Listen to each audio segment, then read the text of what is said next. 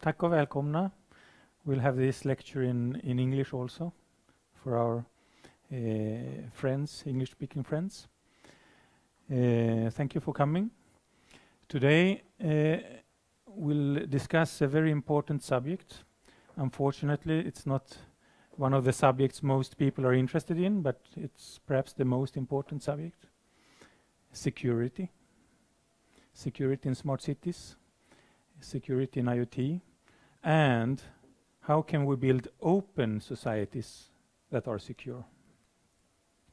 So first, let's recapture some of the topics we discussed in the first and second lectures. So we start. We know where we start. We discussed a smart city. A smart here, unfortunately, doesn't mean intelligent. It means connected. We hope to build intelligent smart cities. This is the purpose of these lectures.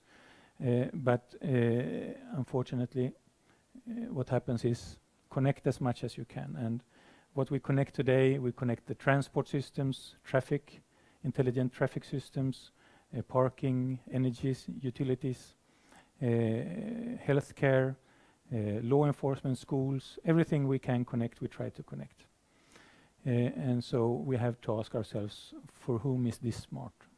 And the answer in lecture 1 was originally the administrator, not necessarily the citizen. And the vision of a smart city, as we presented it here, contained these 6 items. These are the 6 items we want to see in an intelligent smart city. First, ubiquitous access to devices.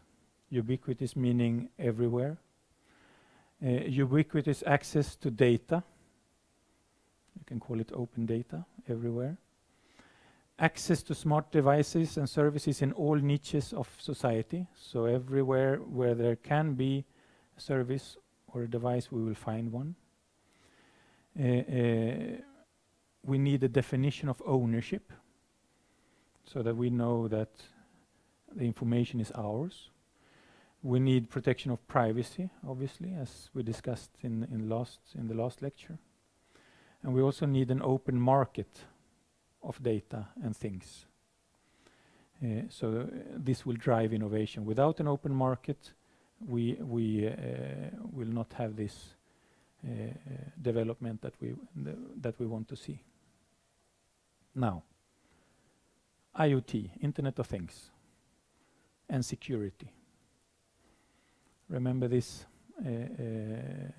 statement made by Clapper, ex-director of national intelligence in the United States. 2.5 years ago, he said that America's greatest threat is the Internet of Things. So among all the threats that United States has, Internet of Things is the greatest. For some reason, people didn't understand this statement because it went more or less unheard. If it's the greatest threat, we should discuss it. And now, why is it the greatest threat? Obviously, we have technical difficulties, but we are now at Internet Stiftelsen, and we are interested in the Internet, so we should be able to understand why the Internet of Things is particularly vulnerable. First, we install systems that are to be installed and operated for a long time. They're not operated by humans in the normal sense, so we don't see if something happens to them. They're often cheap devices. They are difficult to update, and they're at a completely different scale. So we can have hundreds or thousands of devices per human, no problem. And so from an informational technological perspective, IoT is just on a different scale when it comes to vulnerability and threat. And so all you need to do to understand what could happen, what did Clapper mean by saying Internet of Things is America's greatest threat? Just take any of the connected services that you can imagine and and try to imagine what could happen if somebody else, foreign country, enemy for instance, or a criminal organization who wants to blackmail or use the devices for something, what could they do? Through the surveillance systems, they obviously we do the spying for them. They can break the logistics of a city. Some calculate it takes 3 hours for vital goods to be emptied on shelves in case of an emergency. All our energy what would we do without energy? Not to speak about the healthcare. How well would a modern healthcare system work if equipment failed? Where we live, if burglars could automatically know which apartments are without residents and so on. Imagine any system, and then you would automatically be able to know what could happen and what is assuredly possible. Otherwise, Clapper wouldn't have said IoT is the greatest risk. So what we can do is actually create a very, very dangerous society. Now, what happens here in Stockholm? So these are statements made by the mayor of Stockholm just a year ago. She said that she wanted to make Stockholm the world's smartest city. Now remember, smart here doesn't mean intelligent. It means connected. So she wants to make Stockholm the most connected city in the world. The things she said in the same interview was, obviously, I don't have the answers, which is typical. A politician is not supposed to have the answers. As an example, she mentioned powered trash bins and making small baby steps. Small steps will, in some magical way, create a smart society in the future. She mentioned, obviously, that the city should be connected. She also mentioned the absence of interest. She said there is very little interest in this on a local level. What does that mean? It means perhaps that she doesn't have anything to present, or that we actually are not interested in this topic, which obviously doesn't bode well if we're going to create the world's smartest city. On a question on security, she said, of course. I mean, what other option is there for a politician? No, I'm not interested in security. So they spend a lot of security, but they on security, but related to keys and lock systems, as if access was the biggest threat in IoT. So what's evident, there is absolutely no strategy whatsoever when it comes to security for smart city. And so we have to ask ourselves, when we create the world's smartest city, meaning the world's most connected city, will it be the most vulnerable city? Or if there is a price for that. So what should the government do? So we can look back in our development of internet, when government said that we should have broadband access to everyone, or mobile access to everyone. These are examples of infrastructure projects that governments can do. They can set standards and decide that infrastructure must be available to everyone. They should not be concerned about services. Companies can do that. They must make sure that railways or roads are available. Whoever drives on these roads or railways, that's up to businesses who will create the services we need. And so governments have, as a tool, a request for proposals. They request companies to solve certain issues. There they can require that the smart city infrastructure should be adhered to and should be followed. But they haven't understood this yet. We're hoping, obviously, to change that. So we have not very many options. If we're going to build a secure smart city, what options do we have? If you look at secure connected services today, They are completely sealed hermetically and closed and operated. There is no openness, there is no interoperability. They work perhaps with what they do. Not very many of the systems available are sealed and secure, but more or less that's the option that companies have. If you try to create open, interoperable, allowing open data to flourish and allowing others to use your devices, will you create vulnerable systems? So that's the question. That's what's worrying many people. If I allow others to access my devices, what will happen? First, I put a load on my system, but I also open up for others to crash my system. And others can create competing services much cheaper by not having to invest in things. So many avoid opening up their systems because they don't see an upside. But obviously what we are trying to accomplish with this work, and that Internet Stiftelsen is funding, is how do we create open and interoperable systems that are at the same time secure. So that's the whole point of this series of lectures, and I hope you will find that this is possible. So how do we do this? Let's start by analyzing what open means. What does an open society mean in practice? So if we just look without taking ICT into account, an open society is based on personal decision, not collective decision.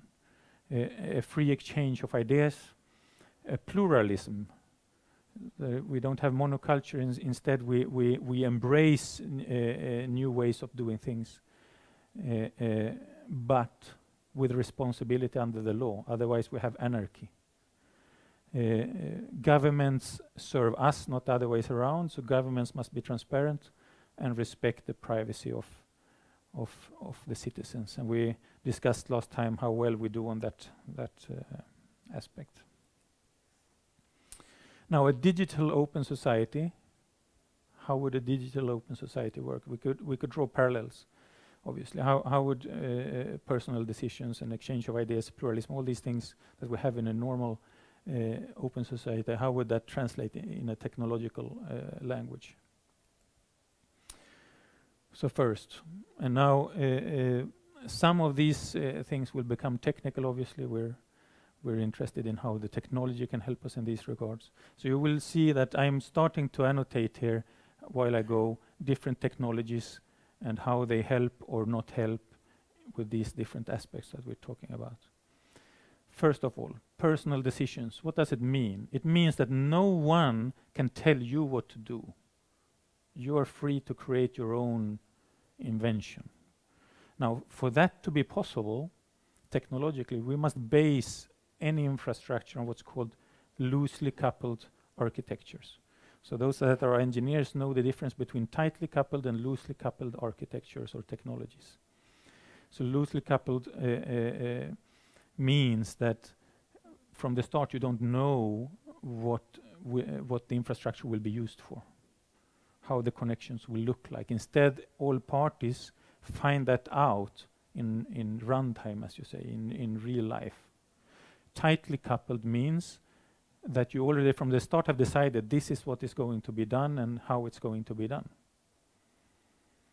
Obviously, you cannot move outside of the scopes that were invented from the start. And so some technologies, as you see here, are loosely coupled by design and others are not.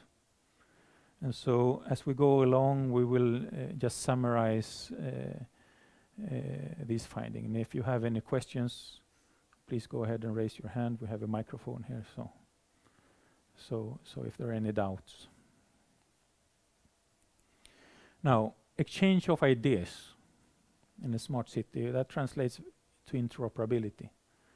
It means that any type of business or any type of device should be able to communicate with any other type of business, service, or device. It should be possible. Now, interoperability can exist on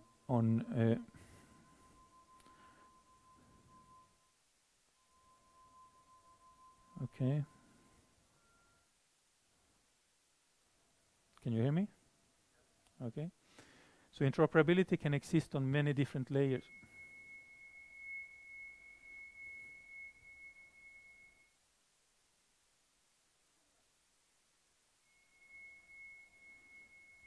We have these aliens every lecture here flying.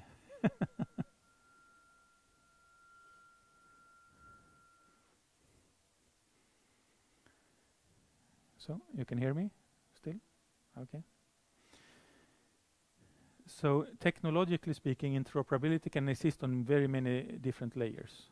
And when it comes to smart cities, we talk about transport or communication, we talk about representation, how data, information is represented, and operation, actions that are performed. And as you can see, there are different technologies that have different levels of interoperability built into them. And we'll find more about this later. Now, pluralism is difficult perhaps to describe. What it could mean is that different types of services that are perhaps not normally interact with each other should be able to work together or exist on the same infrastructure. Competitors should be able to exist in the same infrastructure without being able to destroy the processes of the other. Different kinds of service providers should be available, different kinds of operators, manufacturers, all these things. We cannot limit the technology to a given set of operator or manufacturer or type of device or type of service. And this also ties into loosely coupled technologies. And a smart city obviously needs to be able to house all types of services. Now, law, responsibility. If we have an open infrastructure, how can we make sure that we can find illegal, illicit activities and stop them or combat them and so on? And what are the technological tools that we need in order to make this possible? And this is a discussion about identities. We have had this discussion in previous lectures. For an open society, digital society, to work under responsibility, we need strong identities on all actors. We also need new types of smart contracts and digital signatures that can prove that certain actions, who have decided to do certain actions and so on. We need that in order to be able to go back in time if something happens and find illicit use, for instance, and remove it. Government transparency.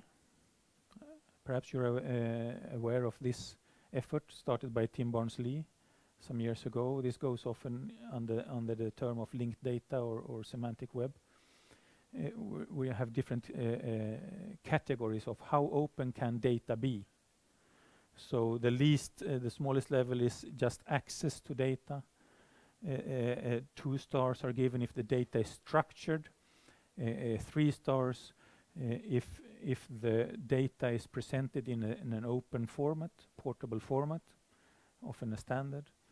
The 4th level, if you can create links to the data, so it's easily referenced. And 5 stars if it uses links to other types of data. So this is just one way to categorize openness and therefore also transparency in some sense of data. And as you see, different types of technologies support these categories to different degrees. Privacy, we discussed this in an entire lecture last time. It's a very important topic. But the conclusion of that lecture was that it's easier to protect privacy as long as the data is processed on the edge, as close as the source as possible. and it's more difficult if it's processed centrally. We discussed data ownership as a tool. As long as you control the ownership of your information and access to the data, it's easier to protect your privacy. And also, we discussed different technologies, how well they support privacy, and in some cases even work against the interests of privacy. So we just summarize these different categories for the different technologies that we have discussed in previous lectures. We find that some technologies provide for more openness than others. This is just one of the different ways to look at categories. And you will see that some technologies, it's not by chance that these have a high rating, because they were designed for this purpose. Other technologies are designed perhaps for other purposes, so that they don't score as high, but they might be useful for other purposes. Now, openness on one hand. So what about security? So these technologies all have different security implications, and in order to understand them, we need to know something about each technology, so we understand why, or the problem domain or the scope. We discussed identities extensively last time, that it can be both a tool to protect privacy or work against privacy. There are two strategies to identities on the internet. Obviously, one is anonymity, and the second is using strong identities or pseudonyms to identify each actor. Anonymity obviously protects privacy in security. In some legitimate cases, like in whistleblower or dissident, we need to have room for dissidents to some extent. But problem also obviously being that it also provides protection for criminals and terrorists, for instance. The biggest problem with anonymity is that it is very difficult to base any kind of security decision in a smart city if all actors are anonymous, and also it makes it more or less impossible to protect your own information. So ownership of information is very difficult with technologies that are where the actors are anonymous. On the other hand, strong identities, while it might intuitively feel like it invades our privacy, it actually helps us, because it allows us to control to whom we send our own information. So if you are the information owner and want to control to whom you want to share it, you want a strong identity of the recipient before sending it. So it allows for selective responses. It can be used to track individuals, and so the question arises, okay, how do we make sure that it is only used for legitimate purposes? So it is legitimate to log the identity of someone, for instance, for security reasons, but it's not legitimate to log it for profiling reasons, perhaps. And the way to go about this obviously is to use standardized software, often open software, perhaps brokers, centrally only, that don't do any processing on themselves, that is predefined. A system that doesn't know anything about the purposes can therefore not profile on any of those activities either. And you can also use end-to-end encryption when you communicate information. So at most you can log who is sending information to whom, but nothing else. And that's more or less what you can do with a telephone system already. But having an open backend or a federated backend, at least you can take control of also that logging. Decentralization, another important architectural decision or technology, has very important security implications. We discussed this. Just as an attacker becomes more efficient with a lot of clients that can do an attack, you are more protected if you distribute your information across many nodes. You create more attack services, but the value of each node becomes smaller, so the value effort ratio is smaller, so it's easier to protect technically. And if someone breaks into one node, it's difficult to find a lot of data. So these massive data breaches that we hear about all the time become very difficult in a decentralized solution. And of course, a decentralized architecture doesn't prohibit centralized processing if it's necessary. A centralized architecture prohibits decentralized processing, but the decentralized can always host centralized processing as a subset. Now, one important aspect to security is obviously communication. So let's discuss the different protocols. And I hear there are hundreds or thousands of protocols. I'll here limit the scope to the most common and standardized protocols, which are widely used. And they have different security properties and security aspects that we need to be aware of. So undoubtedly the most known protocol, I guess, is HTTP or HTTPS, standardized by the Internet Engineering Task Force. Is very well known, very popular. I guess no developer is unaware of this today, I would assume. But it is very limited. It has very limited design. So it was designed originally to fetch documents and later fetch resources from a server. So it has just one communication pattern, the request response. And then everything has built incrementally on top of this structure. It has some known problems that also have known solutions, but these are solutions that architects need to be familiar with. We have the topology problem, for instance. It's easy for a client to reach a server, but it's difficult for a server to reach a client. Use of this creates the need for middleware, and identities is also a big problem. So the topology problem arises from the design. So the design is client is the only one that can initiate communication, the server the only one only responds. Client can reside behind the firewall. The server needs to be accessible from the clients. But how do you do software where two clients, two sensors behind two different firewalls need to communicate? So in HTTP this is a problem, and so this requires proprietary solutions.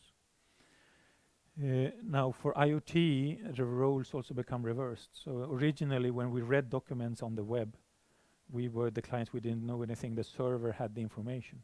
But in IoT it's the other way around. The clients or the small devices are the ones with the information. And the traditional server becomes the one who wants to collect this information. So it changes the entire playing field, and most solutions based on this create other problems as a side effect. One of the bigger problems obviously is this requirement to use middleware, because for two things to communicate with each other, they need a third party to communicate through, and most of the middleware, the software between two entities, is proprietary, and it creates all kinds of security and privacy issues. There are hybrid solutions where you have standardized types of middleware that uses HTTP as a binding mechanism, and you also have completely standardized methods which use HTTP to solve this problem. And obviously the more standardized solutions you use, the more transparency there is, and the more protection hopefully you would add.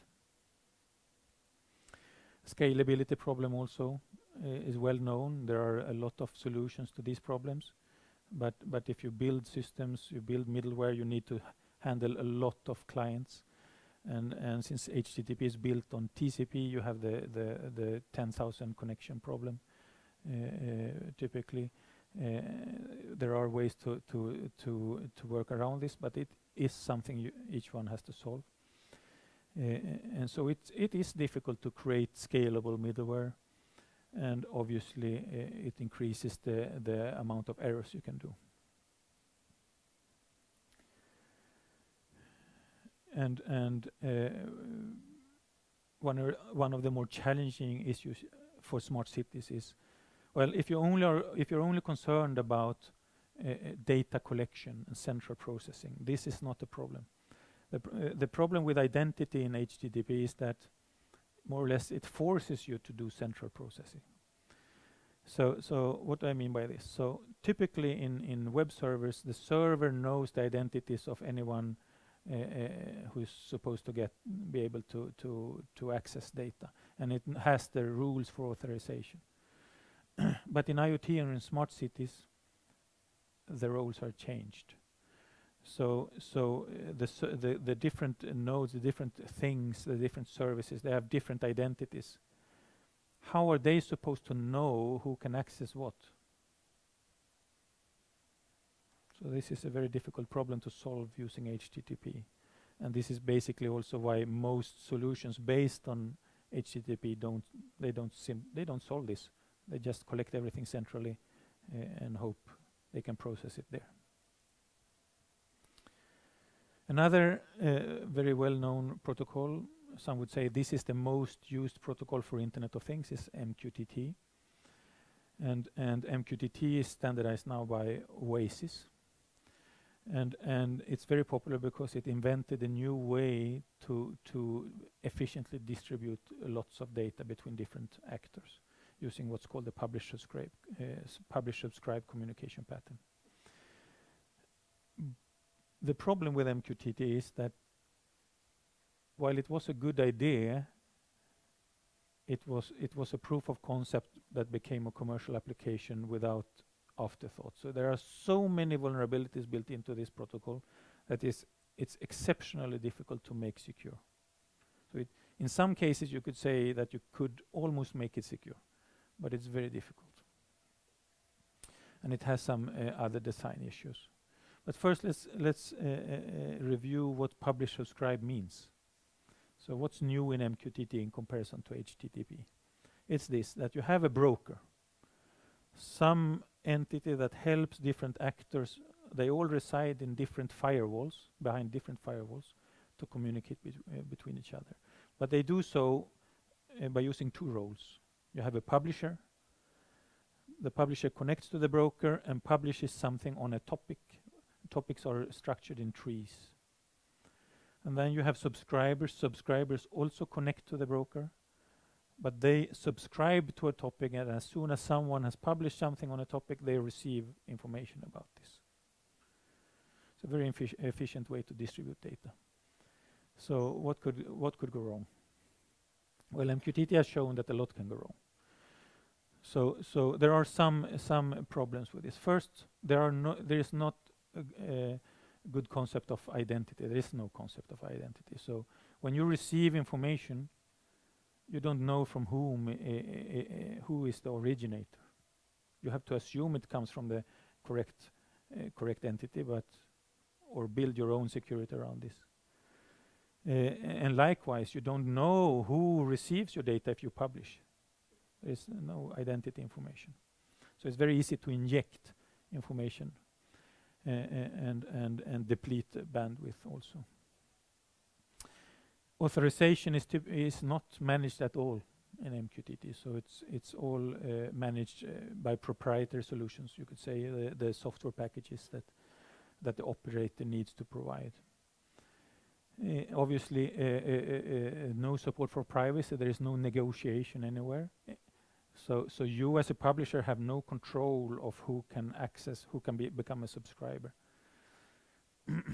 There is also problems with scalability in the design. So there is no natural way to federate this into separate domains, for instance. So interoperability and intercommunication between different domains, for instance, different companies, become very problematic. So if two companies, for instance, want to interchange information using MQTT, they have to decide who is to host the MQTT broker.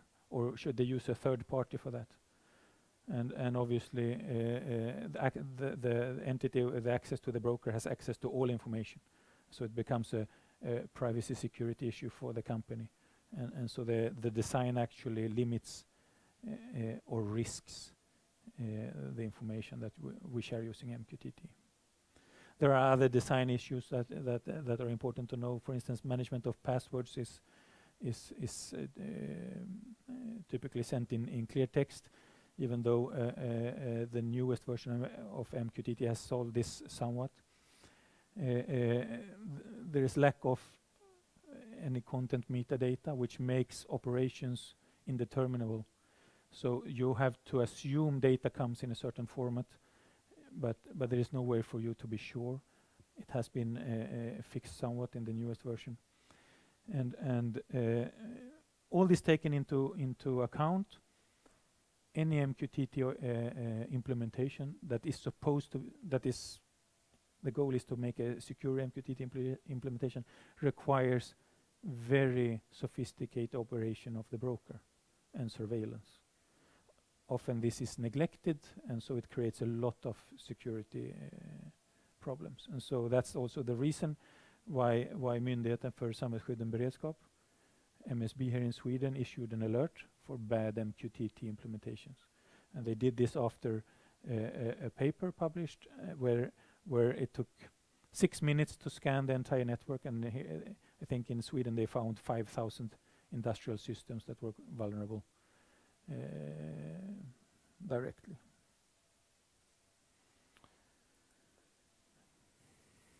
Now, there are technologies that are better at security.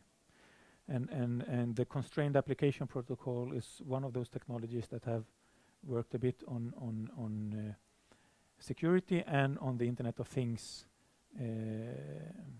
use case.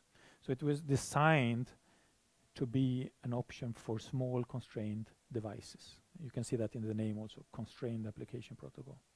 So it's a binary version of HTTP with some added features. But if you're familiar with HTTP, the Coop works similarly, except that it goes over UDP instead of TCP. So it's more lightweight. You don't have the 10,000 connection problem, and you use distributed TLS instead of TLS for security. You can do more than request response. You can subscribe to events, and you can even do multicasting, even though multicasting cannot be encrypted for now.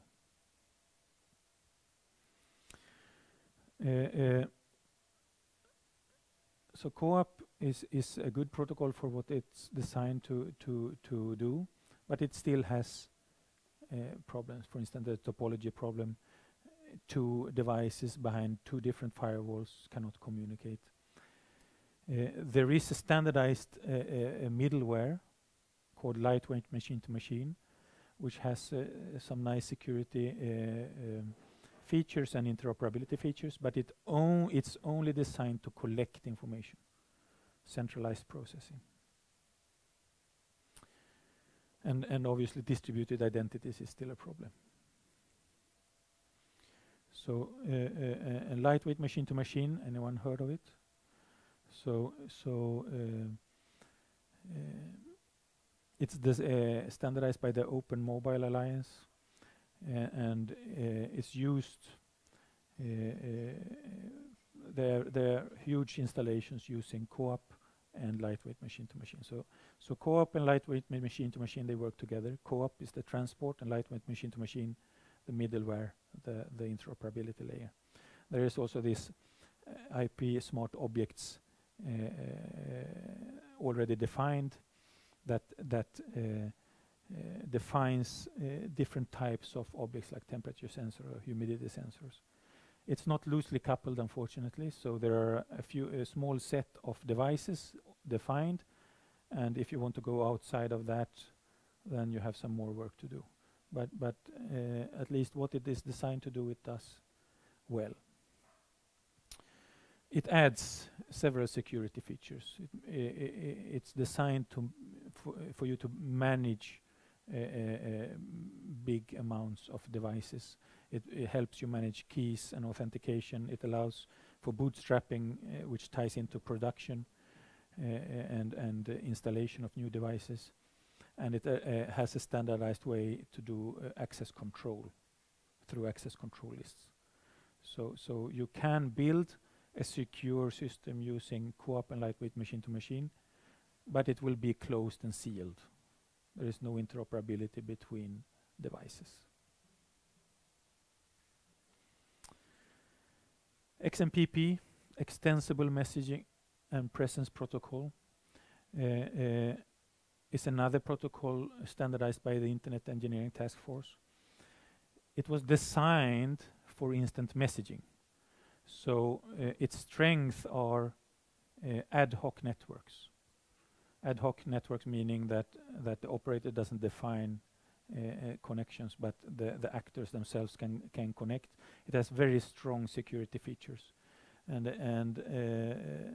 it's well tested. Obviously, instant messaging being a topic where the actors are typically afraid of eavesdropping and are very concerned with privacy.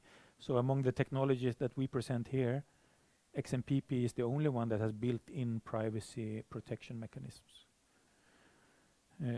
which is very interesting. And there are different ways to bind to the XMPP network. So communication basically works using brokers also, as in MQTT, except brokers can be federated.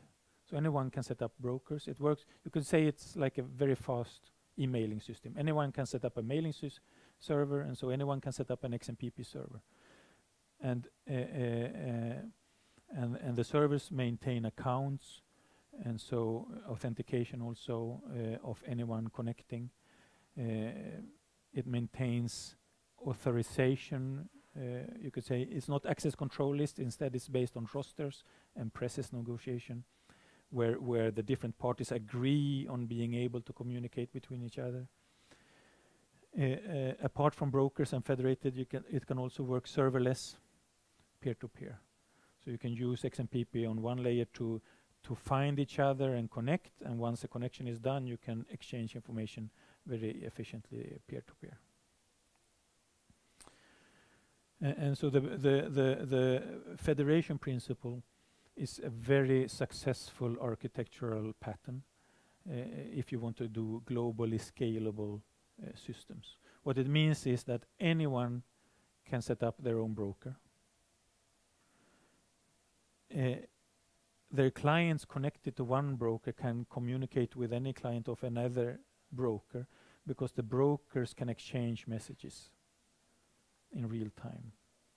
And obviously it also has this authorization principle. So each client, in order to be able to communicate fully with the other, they need to agree both that this should be possible. So this helps a lot when we talk about privacy and we want to have consent by design. The underlying communication technology prohibits communication unless there is consent. And through this federation, it solves a lot of issues, among them the topology problem. It's through the patterns, the extensibility of the protocol, it solves the latency problem. You don't have to poll for information. You can send and receive information immediately, asynchronously between parties, no problem. And also the scalability problem. So it's used today with billions of clients. It has a lot of support for security, being designed by paranoid hackers. So it has a way to identify all actors globally. It has this embedded authentication, encryption, even a ubiquitous encryption policy, this authorization principle, and also ways to block, report spam, and automate provisioning. Who should be able to do what? If we compare it to other technologies, XMPP also has support for most of the communication patterns we want to use as engineers. You can send asynchronous messaging, you can do request response, you can do publish subscribe, you can do multicasting, all these things. You're not limited in scope of what you can do. And well, mentioned again, the support for privacy is built into to the technology. So if we take security and communication patterns into account, we can create another summary like this to see what the different technologies, what kind of patterns do they support. This is obviously, if we aim to create an infrastructure for a smart society, we want as few restrictions as possible, as many options as possible, in a secure way. Blockchain, everyone's favorite, also has obviously severe privacy issues, as we discussed last time. It also has some very severe security issues we didn't discuss fully. But one of the problems is, you're all familiar with blockchain, and you know that blockchain is based on what they call decentralized nodes that are distrusted and compete for who is able to add blocks in a chain. You cannot remove blocks, you cannot change, update blocks, which creates huge privacy issues. The problem is that this competition is based on computational problems that are hard. You're supposed to calculate a salt value that, when added to the block, creates a hash digest with enough or a certain number of zeros. So you have to test very many salt values until you get the digest that fulfills the requirement. And this obviously is computationally expensive, even though it doesn't add any features. The biggest problem is that a stronger computer can solve this problem easier than a slower computer by design. Now, what consequences does this have? This means that blockchain cannot be securely implemented in heterogeneous networks. And what does that mean for Internet of Things? Well, heterogeneous networks means that power or performance in servers or nodes that work together is different. And if we install a system that's supposed to last a long time, it's obvious that even if we start with a homogeneous network, by the end of the lifetime, the computers will be very weak compared to newer computers that are available. And so, as time progresses, the network degrades, becomes more and more vulnerable. And this is obviously not desirable. So the only ones that can host a blockchain somewhat securely is a cloud provider that can afford to constantly upgrade hardware. So we as engineers, we typically have to worry about software upgrades, but those that develop blockchains, they have to worry about software upgrades and hardware upgrades, always new hardware. Obviously, this is perhaps the reason why the large cloud providers put so much money into blockchain technology, because they know this. They know that you cannot host a blockchain securely yourself. There are other problems. You have the problem of fixing of cryptographic algorithms. We discussed this last time. Cryptographic algorithms also have a life expectancy, and so it's very a bad design choice to use the algorithm itself as information in the block.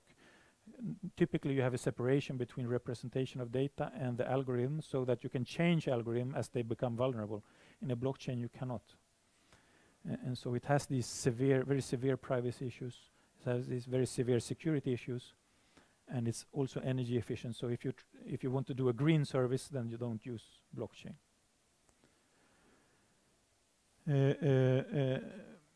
Okay, so I discussed all these things. We talked about this extensively last time. Perhaps one thing to stress is that any proponent of blockchain will say that they don't have privacy issues because they only store the hash in the blockchain. Obviously, this is not a solution, because the hash is in itself personal information. The reason, the fallacy being they think that the digest is not reversible, and they use this claim to say that only storing the hash makes it impossible to relate information to a person. Yes, mathematically the digest is difficult to reverse, but the relation can be computed by other means, for instance, by using all information available about all persons. You can compute the hashes and see what hashes match the blocks, and so you find the relation to the person anyway. So a hash is still personal information. So having reviewed also security issues, communication issues, and openness issues, we can summarize the different features as follows. So we have the openness items we analyze. We have the communication pattern, the flexibility items, and we have all this support for different security features that help us create secure solutions. And we find that certain technologies are better suited to build open and secure infrastructures than others are. Here, obviously XMPP being one of the stronger, because it's designed to be both open and secure. The other protocols are not.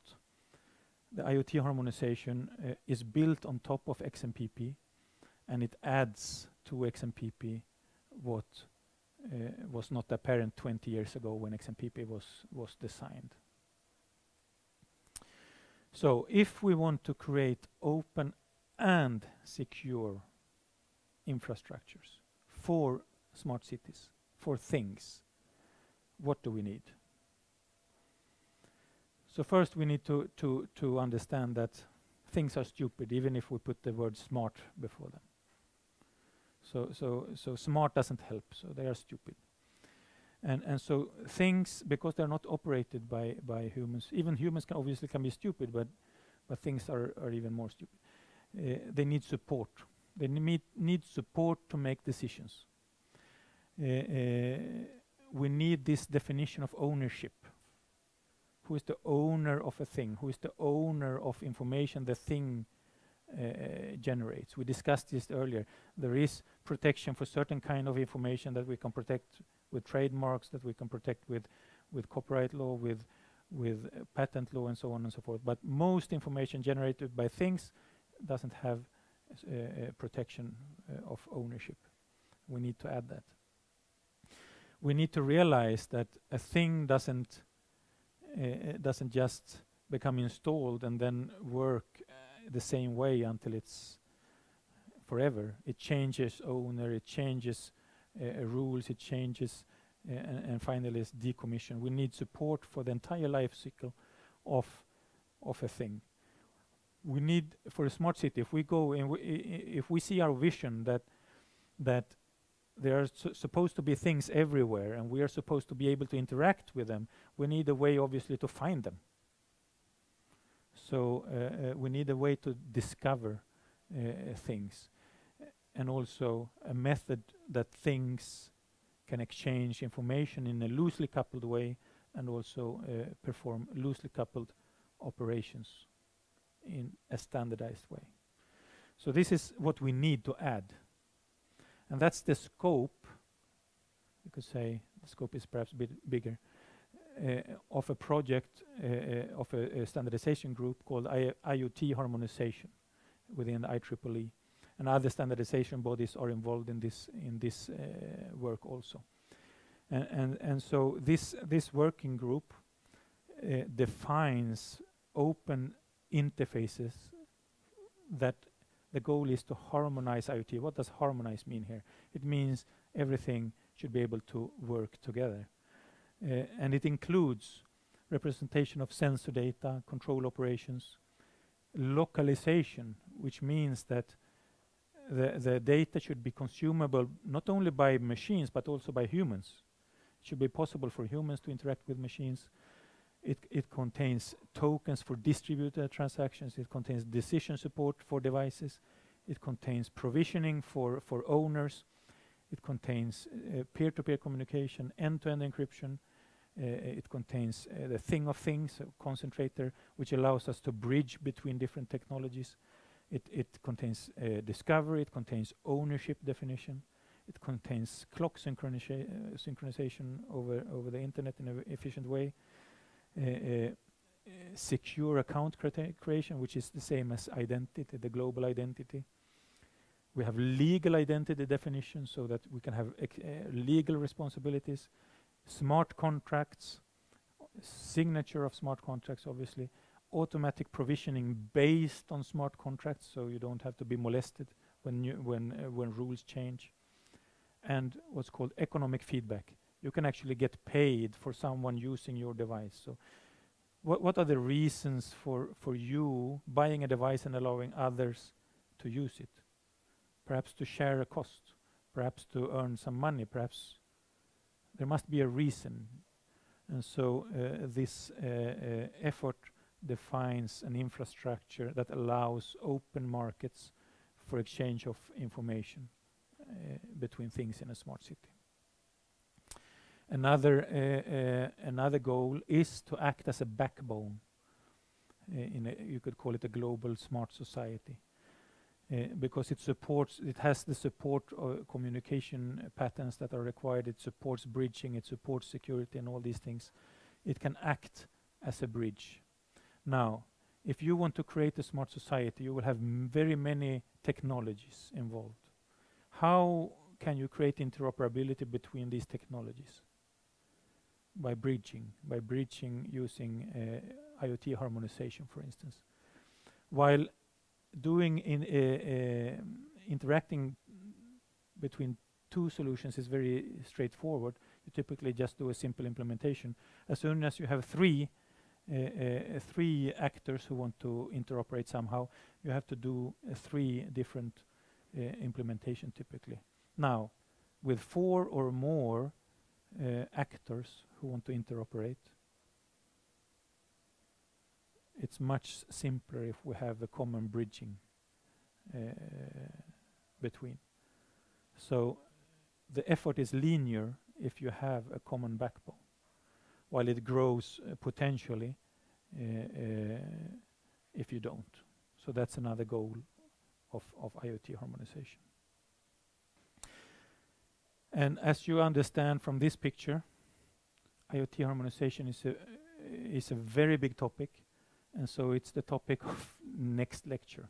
We will delve into this technology. What does it mean? What do all these different features mean for us when we build a smart society? Now, so there is a question. So this time we will try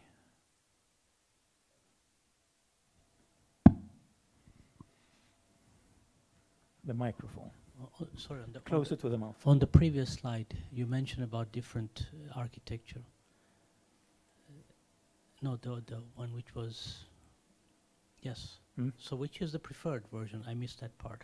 So here, the desire from a smart society is not to have a preferred.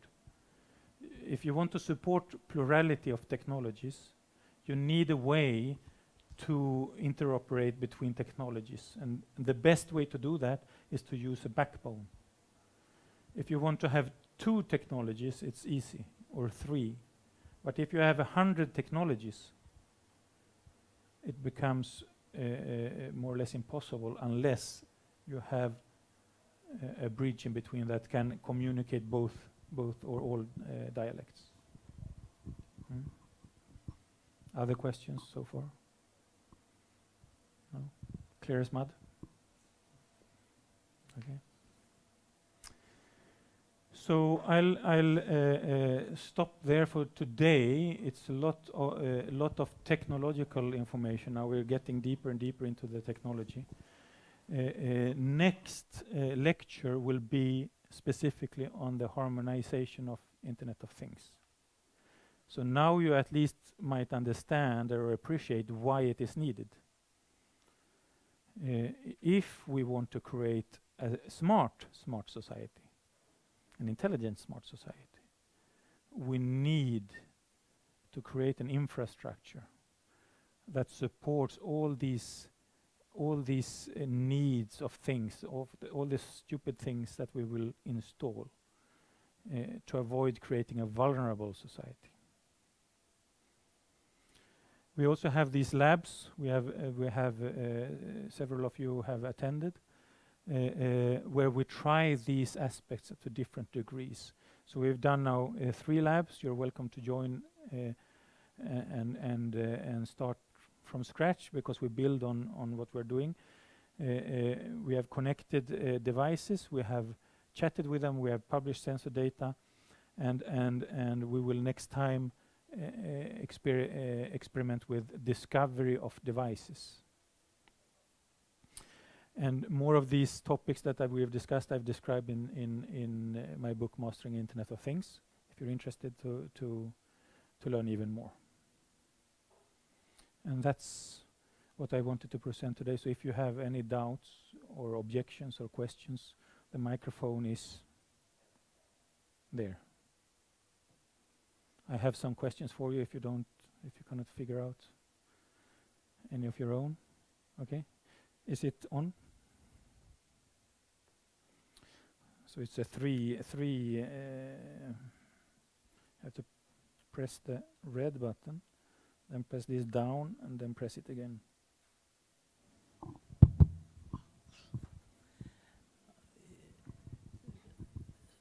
So from your experience, or from what are the cities thinking about? We're talking about smart city.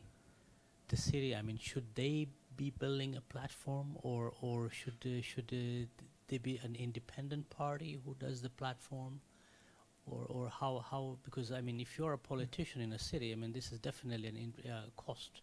Yes.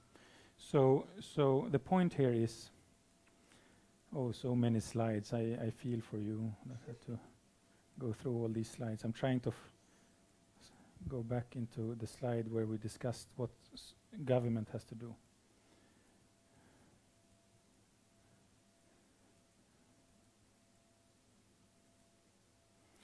My God.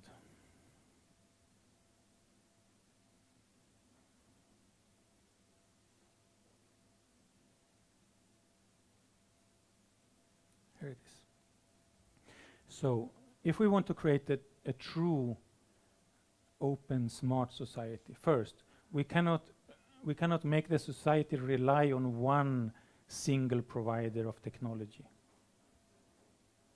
We need to rely on open standards. So and this is also the reason why we work with IoT harmonization as an IEEE standards group, because we want the results to be available to the public. Now, what governments do today is they finance the development of connected services for the society. That's not a good way to create a smart society, because all the money is lost. Over time, you cannot reuse this. The services become obsolete, and it's like throwing money for the wind. It might look good in when you write articles about it, but it doesn't create any lasting effect.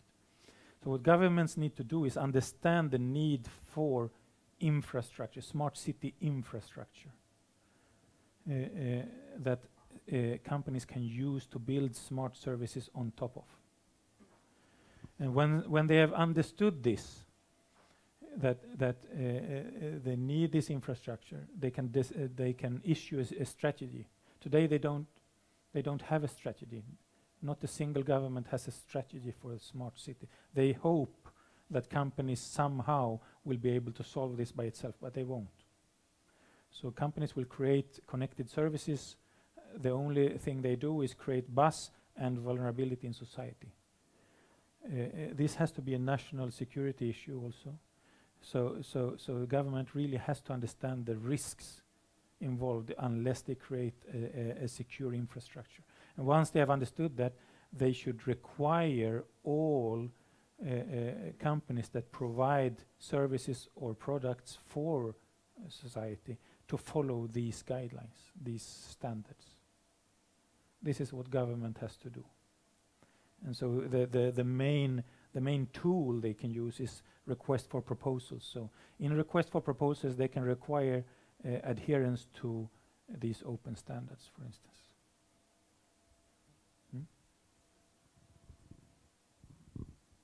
Any other questions, doubts? Need some more coffee? more carbohydrates. We have the buns here.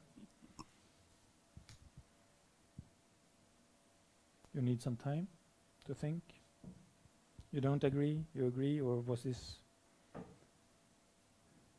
understandable? So just for time perspective, when do you believe the harmonization will be finalized, and when do you see the activities from, let's say, governments starting to look into that? So we're now working on the first draft that we will vote on.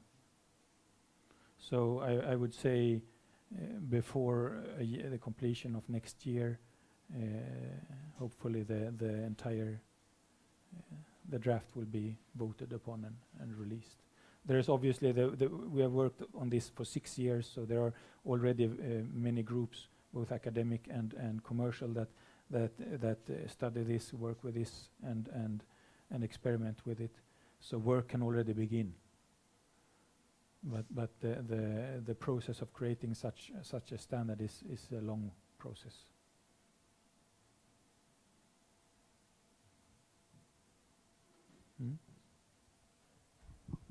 About the standard, is there a draft available at the moment? So the interfaces are publicly available on GitLab, so these can be read. The draft as such is written within the group as Word document and will become available when IEEE chooses to publish them. Okay. But all the interfaces, the technology is available online, so you can read about it. And so also next lecture I will present more details about this.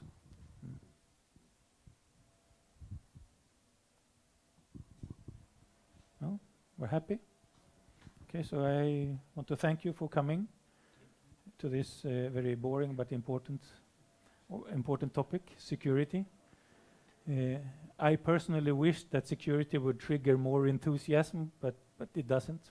That's why we live in a vulnerable society when it comes to the internet, because we do as little as needed.